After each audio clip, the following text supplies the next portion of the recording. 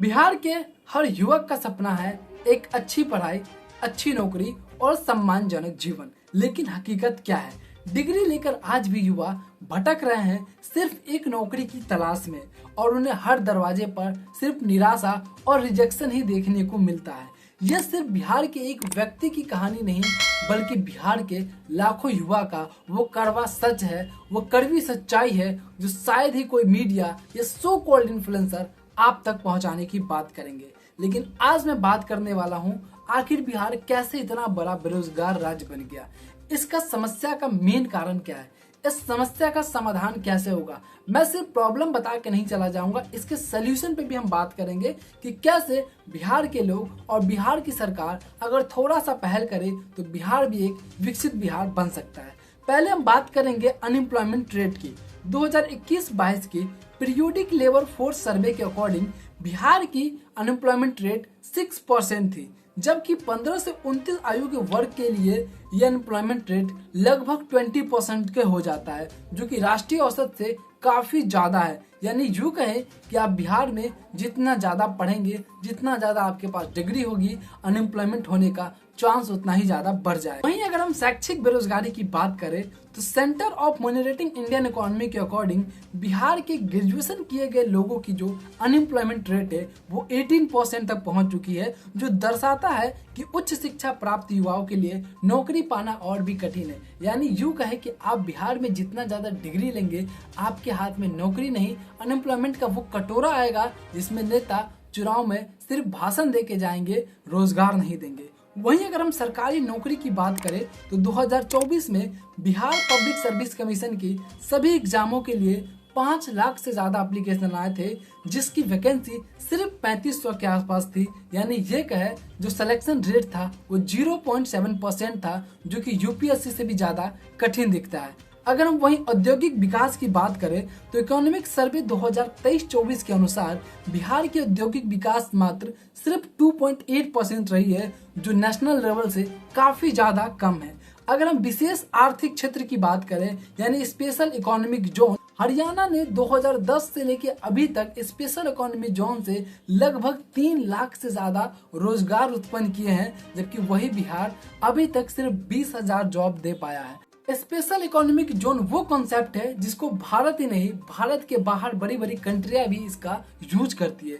अगर मैं आपको दुबई का एग्जांपल दूं तो 1980-90 तक दुबई में सिर्फ रेत हुआ करती थी, कोई दुबई जाना पसंद नहीं करता था। लेकिन फिर दुबई के राजा और प्रिंस ने एक विजनरी सोच सोचा और आज दुबई दुनिया का सबसे सुरक्षित शहर बन गया है। उसका सबसे बड़ा कारण है स्पेशल इकोनॉमिक जोन। यानी कि ये वो सेक्टर होता है, ये वो जोन होता है जहां पर विश्व से अलग अलग कंपनियां आती है, बिजनेस करती है, जिन्हें या तो टैक्स जीरो कर दिया जाता है या टैक्स में उन्हें बहुत बड़ी छूट दी जाती है, और साथ ही साथ लॉ एंड ऑर्डर भी उनकी कंट्रोल में ही होता है, जो बिहार में होता नहीं दिख रहा है।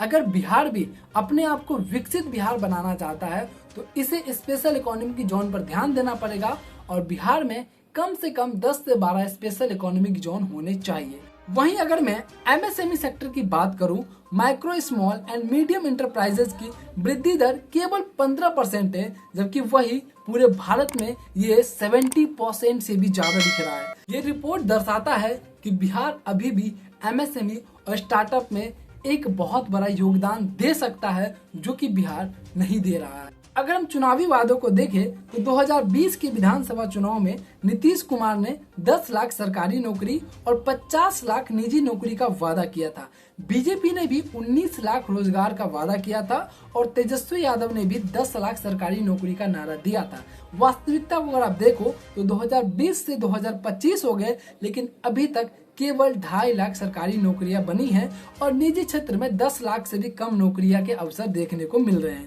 भविष्य के वादों को अगर आप ध्यान में रखोगे तो 2024 के लोकसभा चुनाव में नीतीश कुमार जी ने कहा था कि बिहार को हम औद्योगिक हब बनाएं, लेकिन आज भी बिहार का युवा बेरोजगारी की एक बहुत बड़ी मार झेल रहा है। कल्पना कीजिए एक ऐसा लड़का जो अपने परिवार का इकलौता सहारा है, उसने मेहनत की, पढ़ाई की, डिग्रियां प्राप्त की, लेकिन नौकरी नहीं मिल रही है।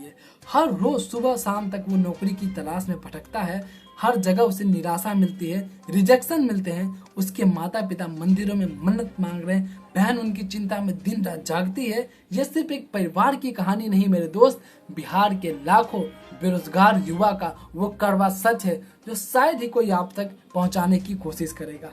ये तो हो गई बिहार के प्रॉब्लम। अब हम सोल्यूशन पे बात करेंगे, कैसे इन प्रॉब्लम को खत्म किया जा सकता है। तो सबसे पहले बिहार सरकार औद्योगिक निवेश के बारे में सोचे।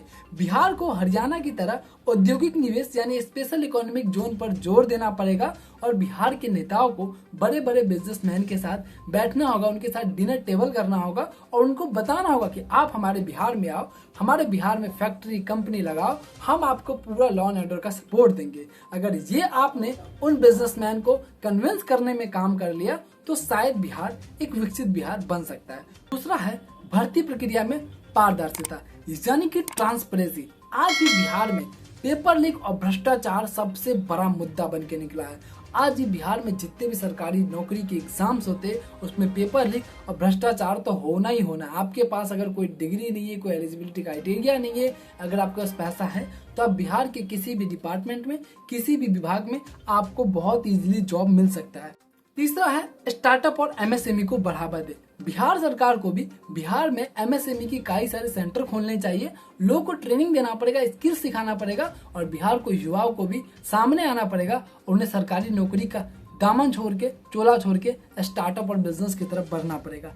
चौथा है कौशल विकास। ये काम सरकार करेगी, कौशल विकास को स्किल ट्रेनिंग दे। आज बिहार के अगर मैं 80% से 90% ग्रेजुएशन की बात करूं तो उनके पास ऐसी कोई भी सिविल स्किल्स नहीं है या टेक्निकल स्किल्स नहीं है जिसकी बिहार पे वो कोई बिजनेस, कोई स्टार्टअप या किसी बड़े कंपनी में एक जॉब कर पाएंगे। और सबसे बड़ी बात, इस बार का चुनाव वोट सोच समझ कर देना, क्योंकि बार बार कहेंगे आप विधायक चुनोगे, नेता चुनोगे, अपने घर का जीजा नहीं। इसलिए जाति पात से ऊपर उठ के, धर्म संप्रदाय से ऊपर उठ के इस बार विकास पर वोट देना। आप जिस पार्टी को समर्थन करते हो आप उस पार्टी के उस नेता को वोट दो जो आपके लिए काम करना चाहता है। दूसरी बात, सरकार चाह के भी सबको सरकारी नौकरी नहीं दे सकती, क्योंकि इतनी सरकारी नौकरियां है भी नहीं जितने हमारे पास बेरोजगारी है। तो इसलिए अगर आप इस सरकार से कोई सवाल पूछना चाहते हैं, इस बार का चुनाव में आपका कोई ओपिनियन है, कोई सुझाव है, तो आप हमारे व्हाट्सएप चैनल को ज्वाइन कर सकते हैं जिसका लिंक डिस्क्रिप्शन में है। कि आसपास में कोई ऐसा समस्या हो रहा है,